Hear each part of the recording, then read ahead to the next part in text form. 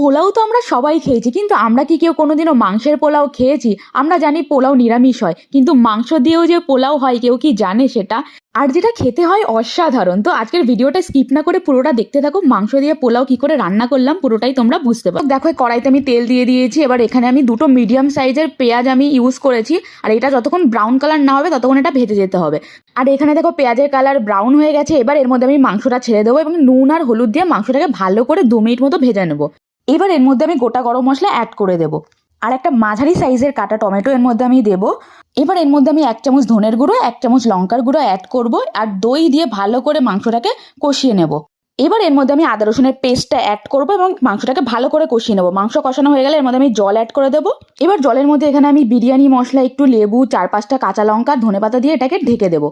তো এখানে দেখো আমাদের জল ফুটে গেছে। এবার এখানে আমি ভেজানো চাল অ্যাড করে দিচ্ছি আর এটাকে আমি 30 মিনিটের জন্য ঢেকে দিচ্ছি। আর দেখো 30 মিনিট পর আমাদের